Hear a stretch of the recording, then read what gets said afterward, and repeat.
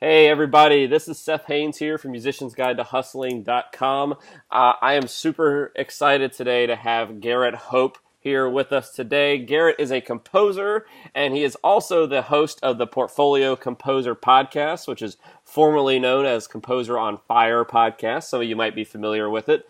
Garrett, welcome to the site, the interview today. We're super excited to have you here. Thanks. I'm super excited to be here. So before we dive into anything, we've got a lot to talk about today and cover, but before we get into anything, can you just talk a little bit about what it is that you do? So you're a composer, you're a podcaster, I know you're involved in teaching things. So you can just tell us a little bit about your career and what it is that you do?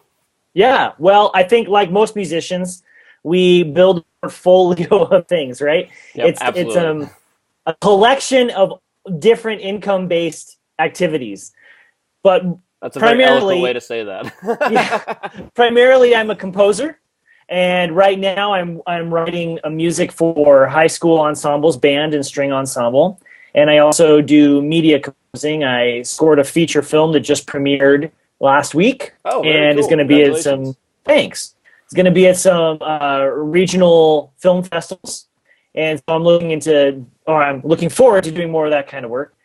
But I also run the podcast, and through the podcast, the Portfolio Composer, which is at theportfoliocomposer.com, I help composers with the business end of doing music. Right. Because we get lots of training on how to write music, and if Yep. we're lucky, we get training on how to teach music. Right. If we're lucky, but we Right. rarely get training on what do you do to make your career happen. Right. How do you get paid to do any of those things? Yeah, Yeah. so issues of What a mindset, question. marketing, network. Oh, I know, it's huge. What an idea. And part of my story is that I was on an academic track, and I finished my doctorate. Okay. I got a 3-year visiting teaching position, which I was just thrilled about, loved it. And when that came to a conclusion, the market's saturated, and it's so hard to find a job, I was unable to get another teaching position. Okay. And I was thinking there, wait, I want to compose. Let's just make this work. How do I do that? Yeah. Great question. So So how did figuring you it do out, that? like how do you market yourself? And now I've always been kind of a natural networker, but like how do I maximize this? How do I provide value to other people, and what does that mean?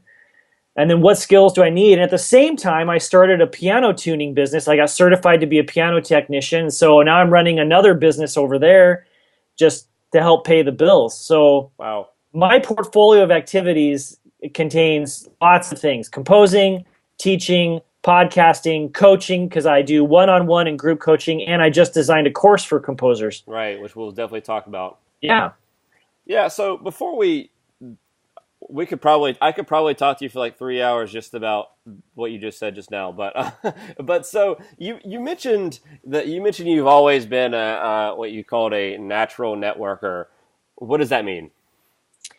Um, I don't. I mean, I meet people easily, Okay. and I like making personal connections with people, and that's really what networking is. It's not about acquiring names to put in a Right. list or a database. It's about building relationships. Right. So Uh, what are some of the things that you maybe do that others maybe don't do that like helps you? Because I mean, like, like you and I met in a very natural way. I think I reached out to you about having you come on here, and we've been talking ever since. So like, what are some things that you do that maybe makes you a little bit more effective and when connecting with other people that other people don't do? Because there are definitely characteristics of like the people that are naturally good at this and the people that maybe have to work at it, and it can be learned. So what are some things that people that you do that maybe other people could take some advice on? well, the first thing is just don't be afraid to talk to people. Okay. We often, in my experience, and I was this way too, we don't want to approach the people. Like, let's say you go to a concert or recital and you have the opportunity to be in the same room as the soloist or the conductor or Right. whomever. We often create these false barriers. Now, yeah, they're probably there's a line of people to talk to them, but just have the courage to introduce yourself and say, hi, I really liked what you did. Thank you for that. And that's all you have to do is just start with that connection. Right. And reaching out by phone or email. Like when you emailed me, I called you back, and you were kind of surprised by that. I was so surprised. Nobody calls anybody on the phone anymore. I mean, anybody that like knows me, like knows I actually love to just talk on the phone. Like I would so much rather talk on the phone than like text somebody any day. Like I don't care about texting. I don't want to do it. Like I hate like Facebook messaging when people are trying to communicate. I would just love to talk, and like nobody does that. But you called me on the phone. I don't even know where you got my phone number. Was it in my email or something? It was. Okay. Because I was like, oh my God, I can't believe this guy just called me. Like I thought it was great. Yeah, it is great. And really, the next step is to provide value to those people. Right. The first question you should be asking yourself when you're networking is, how can I make their lives better? How can I help them reach their goals? Right. What can I contribute to them? Yeah. And so often that's a matter of just putting people together. Like if I just met you, Seth, and I knew you were working on this project, and I know somebody else who has exactly a similar problem or a solution for you, it's like, hey, let me put you in touch with this person. Absolutely. That's exactly what you did. You put me in touch with like 2 or 3 people in like a minute. Well, that's what I like to do, and that's what I think being a networker is. And the more you give, the more you're going to receive. And so you just have to keep adding value into people's lives. And it's like you probably know this saying, Seth, but it's the givers receive and the takers get taken away from, or something like that. Yeah, I know. I don't know the exact like phrasing of it, but I know exactly what you mean. Yeah. So that's kind of networking in a nutshell, but it's all about building real relationships and maintaining those. And there's been some research that shows that you can really only maintain significant relationships with smaller groups of people. So there should be a really small group that you're in contact with very regularly, and then there's circles that go out, right? Until you get to kind of the maximum network size that's manageable for a person, which I've read is about 150. Yeah, there's all kind of like little like social psychology blurbs about that out there. Yeah, the reason I was turning around a minute ago is I was literally last night doing research like for quotes I'm going to use in my book, and one of them that I ran across that just kind of reminded me of what you said was, there's only one rule I know of: you've got to be kind, and it's a Kurt Vonnegut quote, and it was just like, wow, what a very eloquent and just like simple idea, but it's so true. And I think a lot of people, I mean, I hear from people all the time, people in my audience, and I'm sure people that listen to your podcast or follow your site or your blog or your work. I mean, you probably hear the same thing. A lot of people, I think, look at networking, this idea of networking, as something like really sleazy, or like that it's like manipulative or something, to like that you're like trying to connect with people. What would you say to that? I mean, I have my thoughts on it, but I'd love to hear yours. I think there's a sleazy way to do it, and I think that there's a sleazy way to. Oh, someone's calling me right now. Keep going. Sure. And I think that there's a reputation that's happened because of people being sleazy or abusing it. But when you're adding real value and building real relationships, it's not sleazy at all. Right.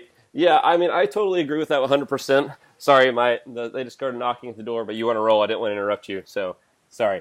Sure, whatever. Do you want me to re-say that? No. You're good. Okay. We just roll with it here. We just roll with it. So the idea of, I mean, I think that's so spot on. Like, I think there's a really sleazy way to do it, and unfortunately, I think that's how most people perceive the idea of like networking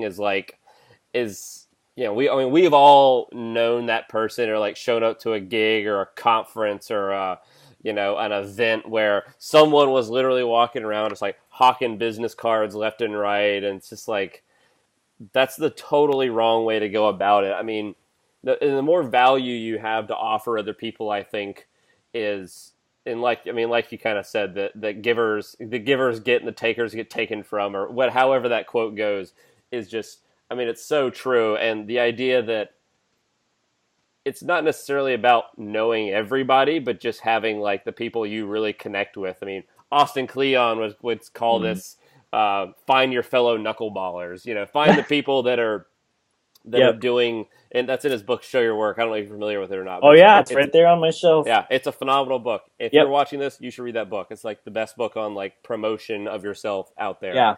But yeah, I mean, it's so true. And I mean, everybody has something to offer someone else, whether it's their time, their perspective. I mean, maybe they can maybe it's some like big name person in your area, but they're doing a recital at their church and like only 25 people from the church are going to show up. Like, if you go to that recital and like show up and like go to say hello afterwards, like they're going to appreciate you coming to that, Yeah, absolutely. Anything like that. It doesn't have to be complicated, and it doesn't have to like cost you money or time or energy.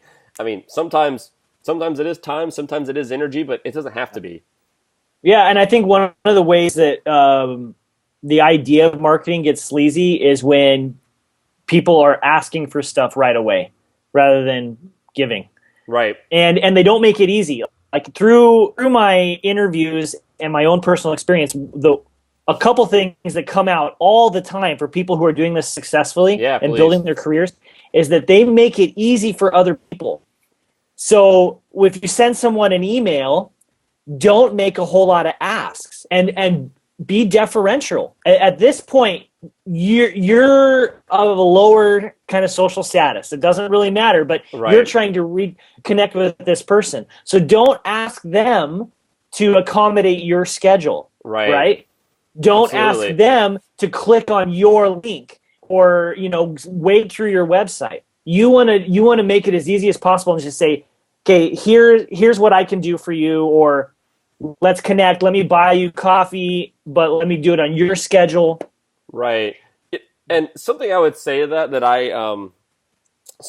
kind of learned really quickly is if you can find people, and this is just like a little like tactical strategy for people to keep in mind, and I'm sure you've probably seen this and experienced it as well, but I found that if you can do the research on people before you ever reach out, and you'll already have an understanding of what it is they're doing, what they care about, what maybe their priorities are, and you want to meet up with them.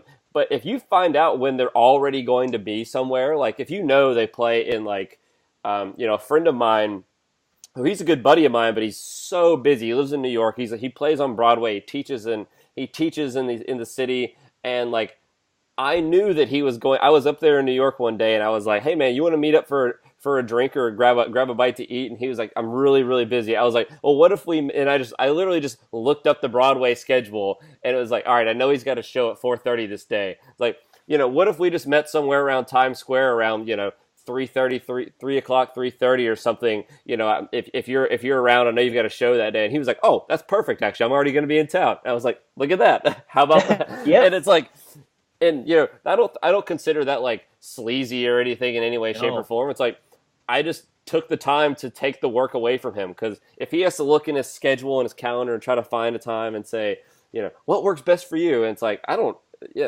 know. Like I have stuff going on. I've got a family. I've got a kid. I've got a job. I've got students. I've got all this stuff. Like, but I basically figured out a way that like if you can, or I did this in this context, but I do it all the time. Is like if you can find out a way to make it just easy for them to say yes, you'll be way better off, and you'll get way further along in the process. And people like it when you kind of know more about them. And if you're not being introduced by somebody else, let's say you're sending a cold email, if you can just say in your first sentence, "I really liked this recording of this," or "I was at your concert where you performed this, you did great," or "I like this book a lot, thank you for doing this." Right. And actually acknowledging what they're doing and how you're interacting with it. Right. And one thing to kind of piggyback on that, I mean, this is something that, you and I have been talking about this book I have coming up. But one of the things I talk about is like that I talked about in the book, and that I think I've heard you reference as well, is this idea of like, if you know they're working on something, and like say they make a recommendation of like, maybe you listen to an interview and they say, "Yeah, the teachings of this person really influenced me," and that person has a book go read the book. Like, actually read the book, and then you can talk to them and say, hey, you know, I heard you recommend this book. I went out and read it, and like, it was so great. Thanks so much. Here's a question I had that I would love to hear your thoughts on that came up from the book. Like, what do you think about what they said about this? Yeah, and then you're engaging them at a much deeper level. So much deeper, and they're immediately going to be like, hey, this person actually like took the time to like do a little bit of work before showing up here. And it's not like you have to do work before to like make your time valuable, but like it removes the barrier for them. You know, a story that I did something similar. I'm sure you talk about Seth Godin a lot on your page. Yeah, I reference this stuff a fair amount. I mean, he's this marketing genius, and brilliant. He's really insightful things. I'm pretty sure he receives about 1,000 emails a day. Oh, but, God, I would be surprised if it wasn't 5 times that, like, seriously. Right, yeah. Early in 2016, he did a kind of keynote presentation for the musicians at Juilliard. Mm-hmm. And they recorded this, and he put it up himself on Vimeo. One of my podcast listeners said, Garrett, you really got to listen to this. It's great. I know you're a Seth Godin fan, and he's saying so many good things. So I went and checked it out. I was blown away. And I emailed Seth, and I said, thank you for this. And I told him how his books have impacted my thinking and how I've used his processes to grow my business. And then I asked for permission to rebroadcast his material. And I never expected him to write back. But within an hour, he's like, yeah, that'd be great. And you're probably like, I know, I was like, what? He wrote me back? Right. And he gave me permission to use his interview, his keynote? Yeah, that's amazing. Yeah, but and also, I mean, you know, and along the same lines, and I don't want to get like too bogged down into like just talking about this the entire time, but like it's such a fascinating topic.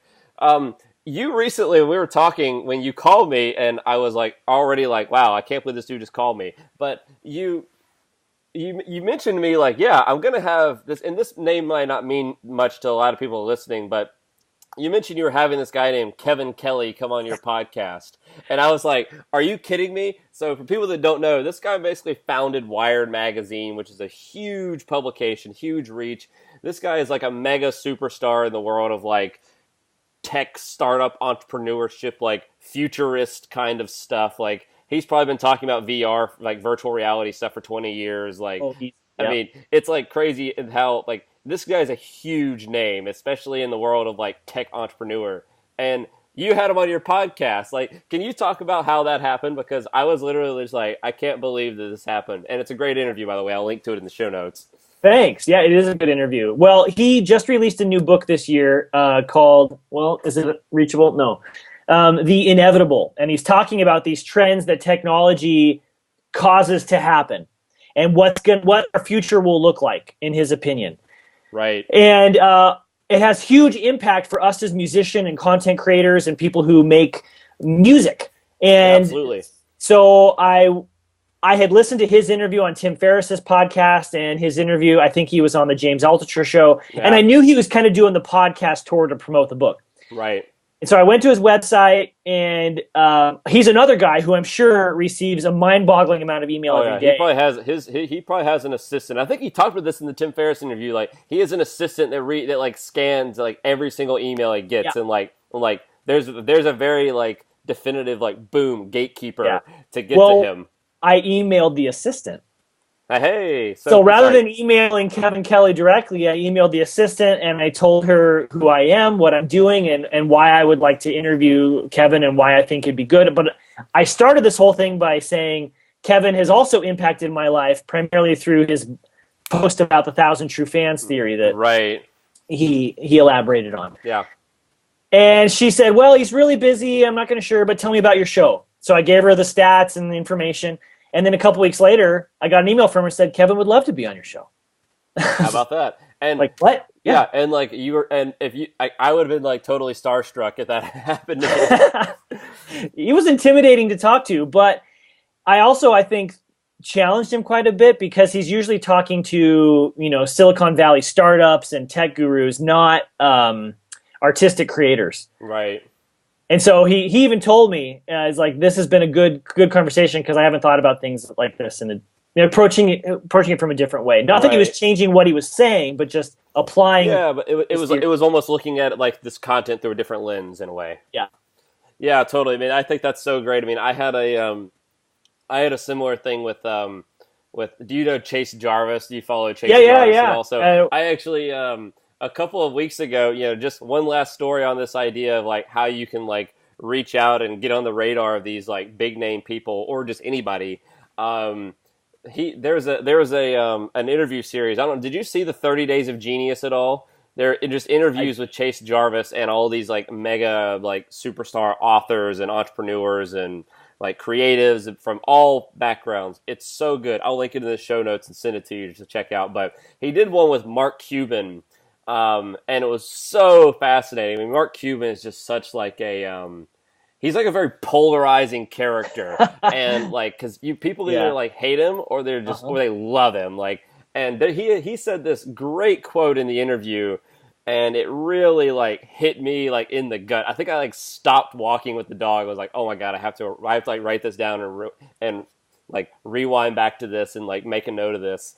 And he basically said like, if you think you're indispensable, you never are. Like if you're someone that like thinks like, oh my god, I'm so special. And so I tweeted this at him, and then like Chase Jarvis actually like retweeted it and like sent me a tweet afterwards. Nice. So then later I it's like, oh, that's just a tweet. But then later I actually I was on the site of his company Creative Live, and I noticed there were some errors in the HTML. Like so there were some like coding errors on the bios of some of the authors or the like site teachers.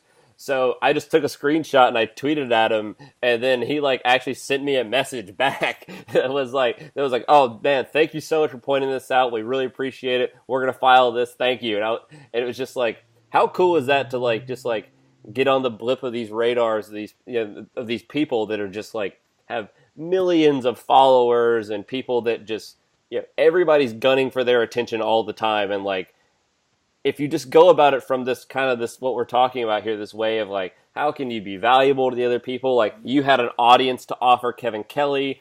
I was a big fan, and I was like engaging with his content, so he engaged me, and then he sent me a thank you note after like. Right, and you actually helped him improve his delivery. Absolutely. Right? You weren't trolling him and saying, haha, your website's not working. No, Instead, no. it's like, it was hey, like, man, I just noticed this. You need to deal with it. Yeah, absolutely. So, like, anyway, cool stories. That's so much fun. So, let's talk a little bit more specifically about how composers, and we don't have to talk specifically to composers, even though that's what you know best. How can musicians, what are some ways people are out there that are making a living? Because everybody has their own kind of unique perspective on this, and you've talked to like so many people about this exact topic. So like, what are some of the things that people can and should be doing to actually create a career in this space where a lot of people kind of have this like scarcity mindset around like the demand for what they have to offer? So like, what are some things people can do, like some actionable hard steps and thoughts people can use? The first thing, and it was one of the last things you said, is they need to deal with the scarcity mindset. Okay. I think the first step is believing that it's possible to build a career as a musician. If you approach what you're going to do with the attitude of there's not enough jobs, there's not enough positions, I can't make this happen, only the few and the lucky or the people who know all the right people get positions, you're kind of handicapping yourself as you go. Right. Now, there is a reality that there are fewer and fewer orchestral and teaching positions and whatever. Yep. And competition's stiff. Yep. When you have anywhere from 100 to 400 almost equally qualified people applying for each of these chairs or teaching positions. Right. But if you can be creative, you can find your own way. So the second step is you are responsible for making it happen. You don't have to wait for anyone else right now. If you want to perform music, well, start an ensemble. Start performing. Find a way to get the funding you need, and there's lots of ways to do this. Right. But just make things happen. You don't have to wait for anyone else.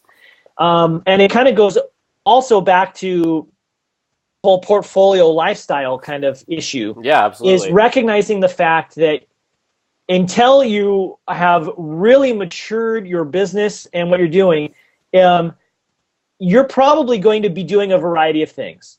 Absolutely. You're going to be performing. You're probably going to be helping pay the bills by teaching, whether privately or at an institution. You might be also doing some lecturing or guest speaking. Yep. You could also be building a platform like you and I are doing. Yep. Right?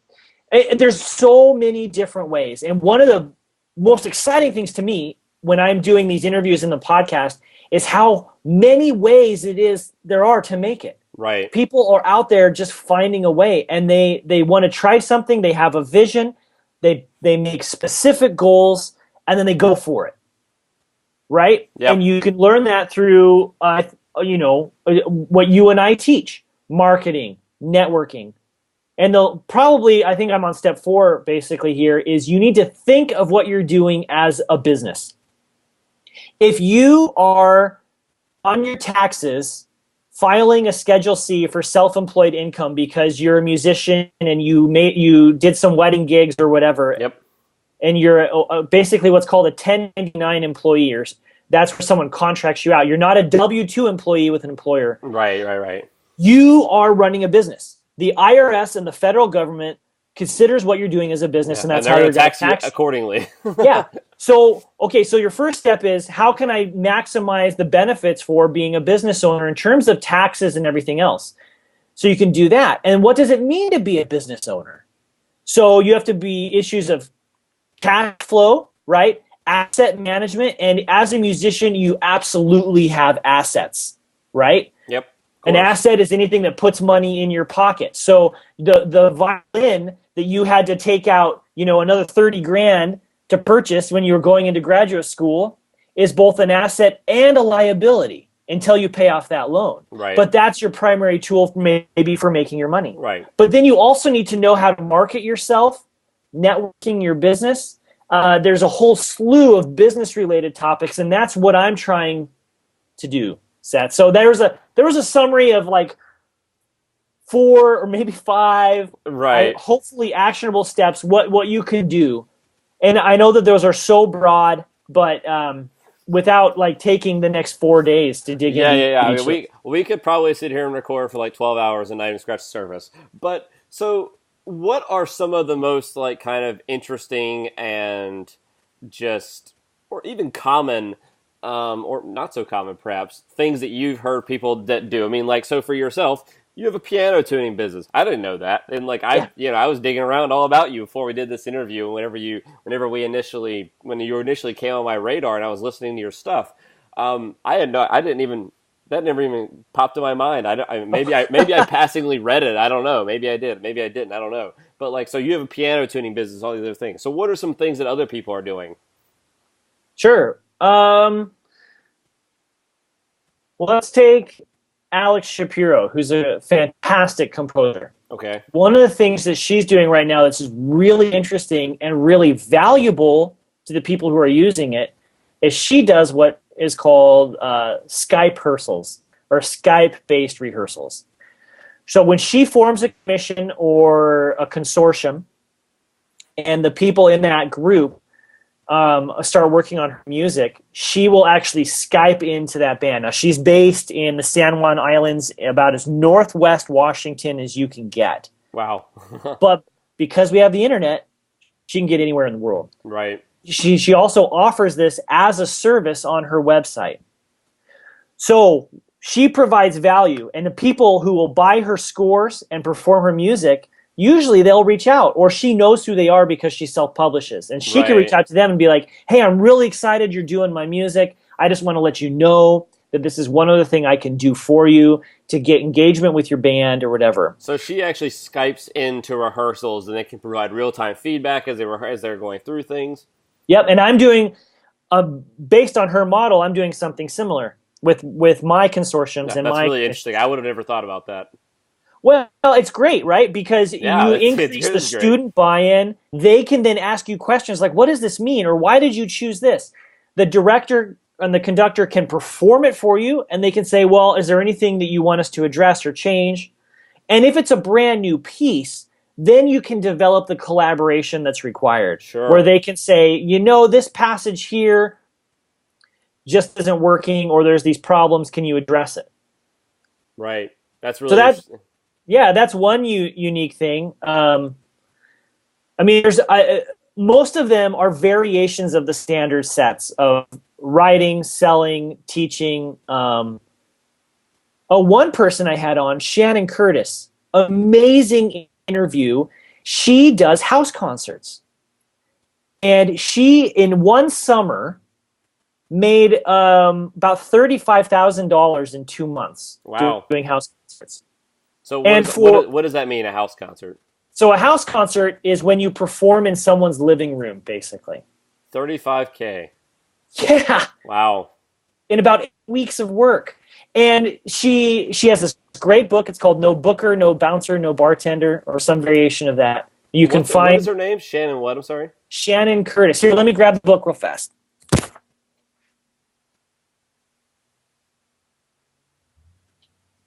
No booker, no bouncer.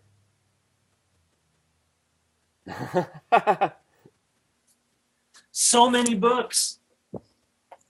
This is the book. Okay, no booker, no bouncer, no bartender. Shannon Curtis. I'll look it up. Anyway, I think the model she describes could be absolutely viable for the classical, quote unquote, musician. If you're a performer, you have everything you need already in place. All you need is fans, Right. people who will host you and invite people who want to be there. Okay. For the composer, it gets a little trickier, right? Unless you're a composer performer. But I think even small chamber groups can completely pull this off.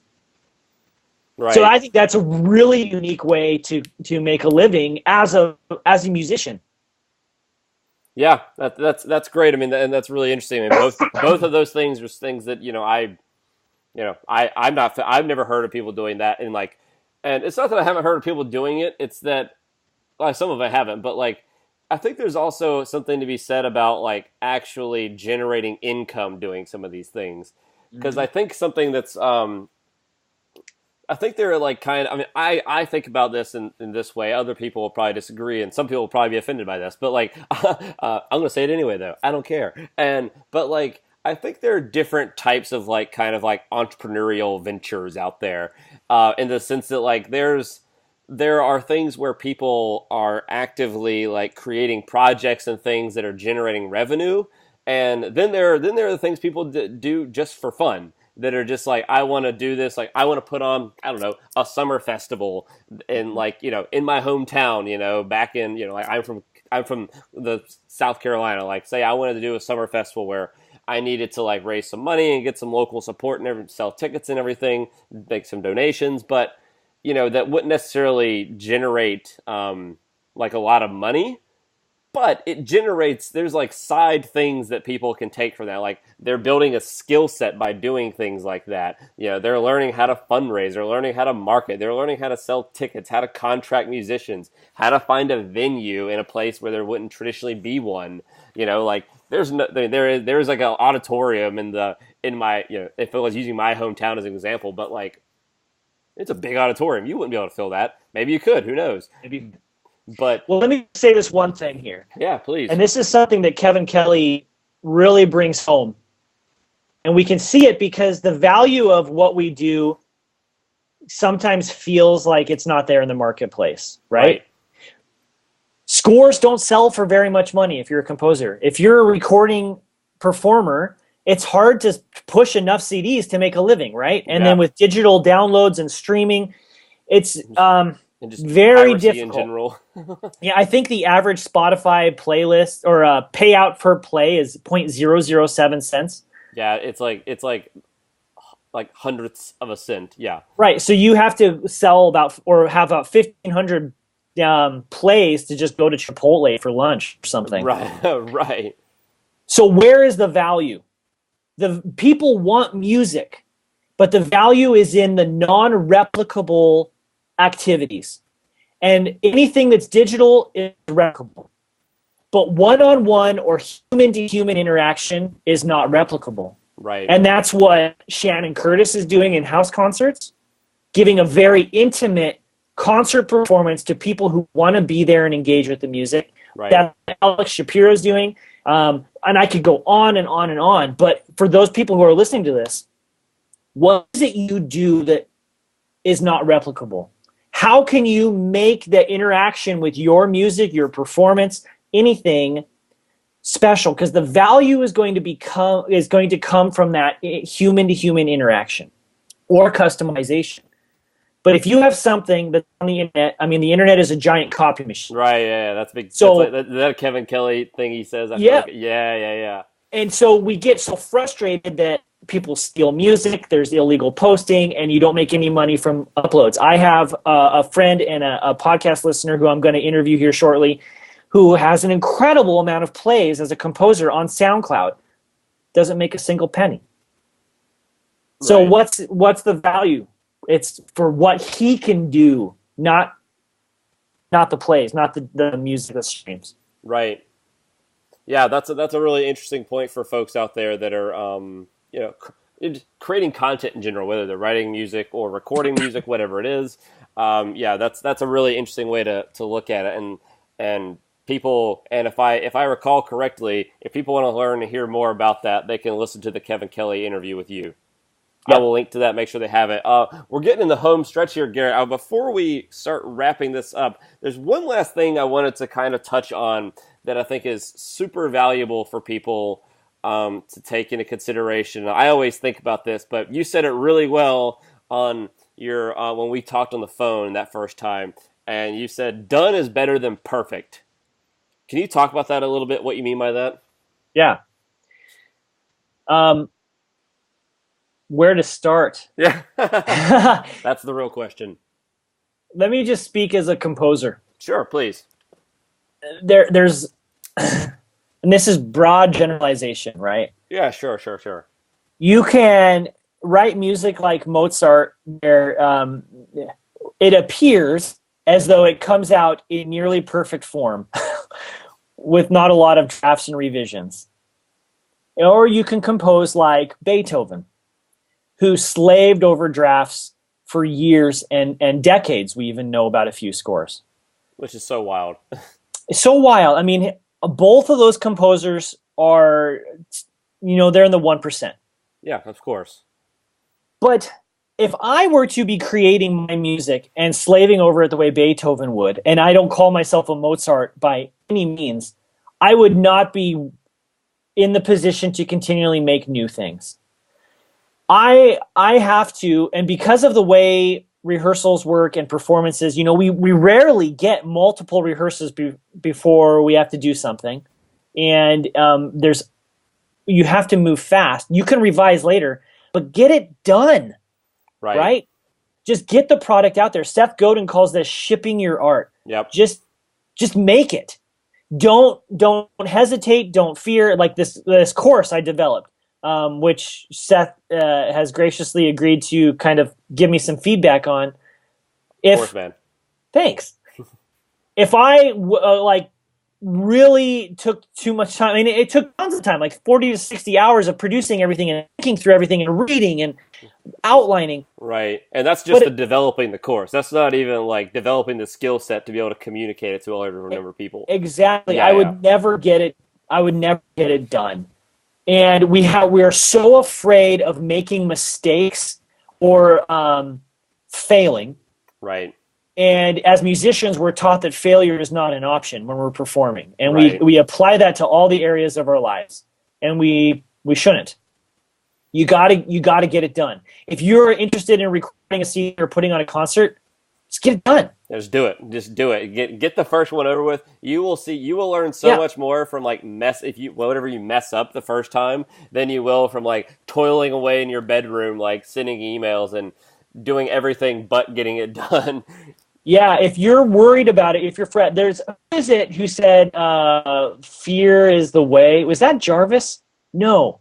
Who is it? Wherever the resistance is showing up in your life, that's probably where you need to push through. Right. I know exactly what you're talking about, but I'm not sure who said it originally. I remember the phrase perfectly. I've heard it said like this in terms of entrepreneurship. You cook some spaghetti, which means you have an idea, you throw it on the wall, and you see what sticks. Right. And if it doesn't stick, then you try something different. Right. Just get it done. Keep moving. Yep. Keep moving. Right. And people who your real fans are not going to be upset by the stuff that doesn't stick on the wall. No. And one thing that I'll say that I've kind of noticed, I mean, and I'm sure you've had this similar experience, I mean, I have the audience that follows my site and listens and watches these interviews and is on my email list, or one of the like just crazy, like humbling number of people that stumble across my site somehow or another. One thing that I will say that I've noticed, and this is another kind of Austin Kleon thing, is like showing the process is so much more important than the product. So like people get so worried about like having this like perfect thing to present to the world. And it's really difficult to get your head around the idea of like promoting yourself and your work and this, that, and the other thing, because it's really hard. It's really difficult to like kind of put yourself in that vulnerable position to like, so like, here, I made this, and then like just show it to the world, because there's always going to be someone that says, this is crap, this is garbage, like, I could do this in my sleep, blah, blah, blah, blah. But the reality is like, you don't learn anything from like hiding in your bedroom. Like you learn from putting it out there, getting rejected a few times, having a few failures, getting trolled on Facebook, getting those crappy emails from people where they're like basically telling you what you wrote is garbage, or what you produced, or what you wrote, what you composed, whatever it is. So I mean, I think that idea of done is better than perfect is just like such such an articulate way to like present that. I mean, so is there anything else on that we didn't touch on? I want to make sure that we dig into that as much as possible. I just, everything you just said, Seth, about being not wanting to have to deal with the negativity, and at least in my life, is one of the biggest hangups I ever have. And I often produce things, whether it's an online course or my music, and I think, oh my gosh, no one's going to like this. Right. And those are lies that I'm choosing to believe, and a lot of it's based on the imposter syndrome. Yeah. But just get it done. And every day this is something I deal with too. If I don't get it done, then I get behind. And if you want to get somewhere in your life, you got to do it. Right. Yeah, and before take control. Yeah, before we get off this topic, it's funny. This is so it's like almost like a little bit of irony. Literally, I'm looking on the screen while we're talking about this. Like my Skype is literally like fuzzing just a little bit up. You've been fuzzing in and out a little bit the picture, and a lot of people would probably look at that and say like, "Oh my God, I can't use this." I'm totally going to use this. I don't. If it gets fuzzy a little bit, if my face freezes for like half a second, I don't care. I would rather people get the like. There's like. That's like the 2% little blip of like imperfections. Like, is the screen quality, is the visual flawless? No. Yeah. Does it matter though? Not really.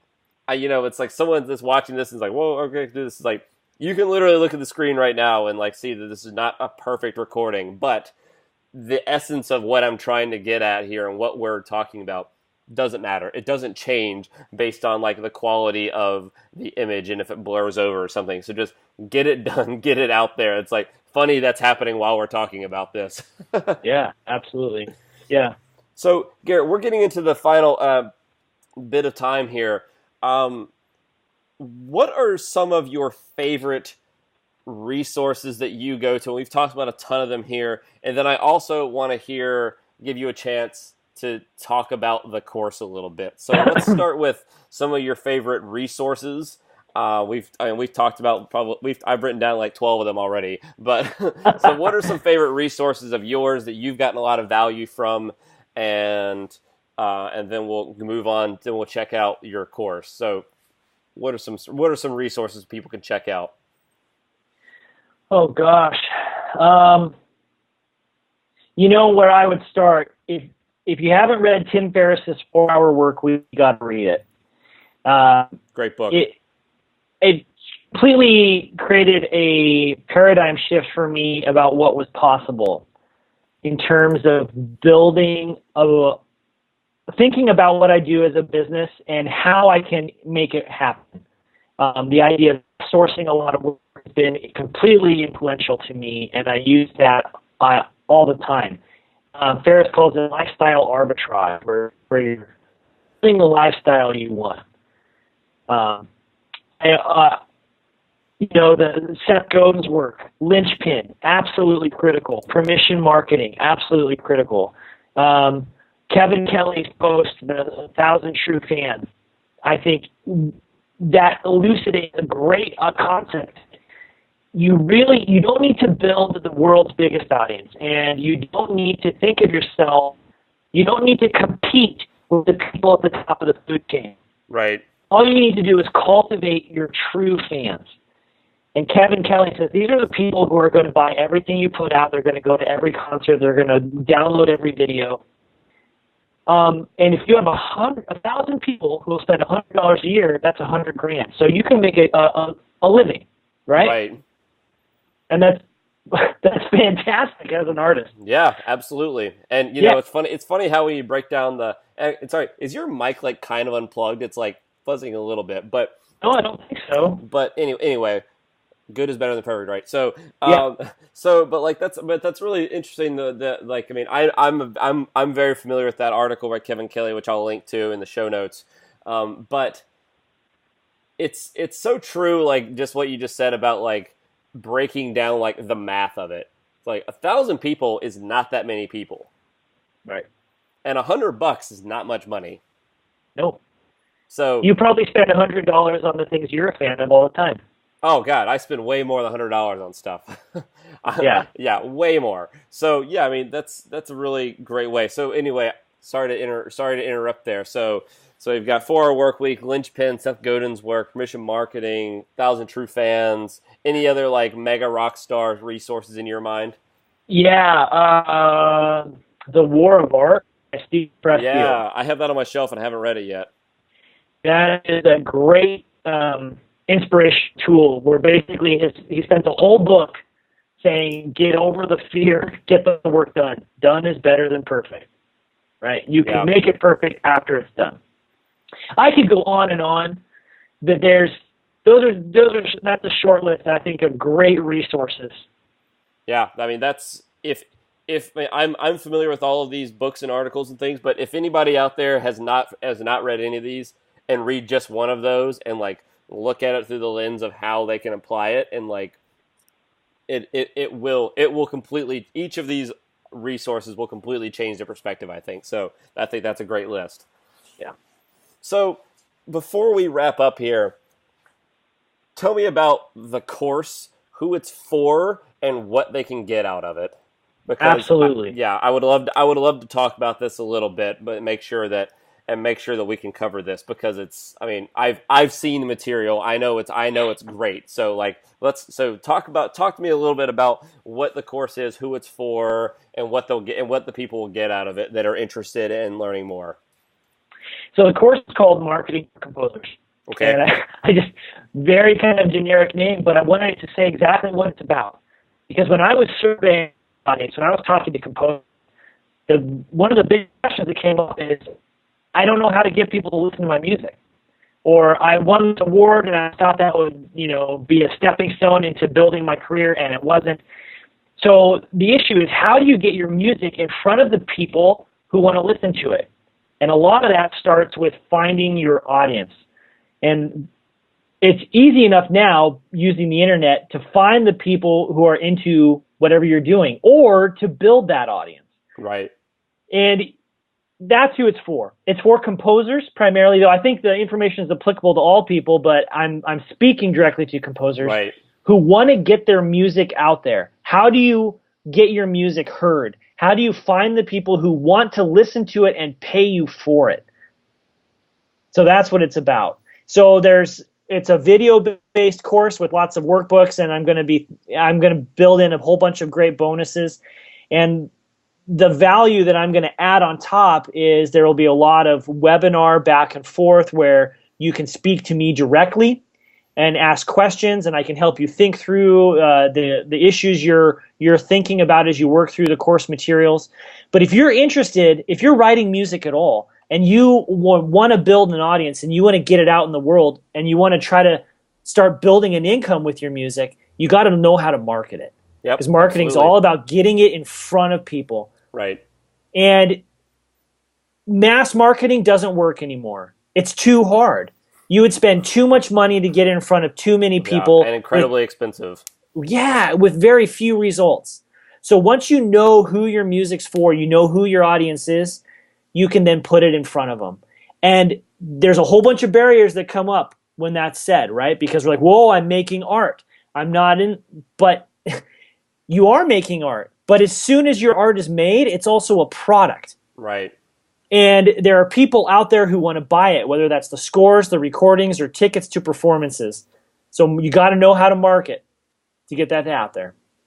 Absolutely. So where can people learn more about you, your podcast, the course? Where can people go to find more? So the best place is for the newsletter at theportfoliocomposer.com. That gives you a whole bunch of great value, and it's also I'll be talking about the course. But you can also, excuse me, you can also go to marketingforcomposers.com. Okay. Marketingforcomposers.com. Very cool. Garrett, thanks so much for coming on today. This was super awesome. This was definitely one of the most power-packed with valuable insights and resources interviews I've done. This was super fun. So appreciate you coming on. I will link to all of this stuff. And thanks so much for coming on today. It was a lot of fun. Oh, you're welcome. And I'm looking forward to doing the same for you on my podcast. I'm looking forward to being there.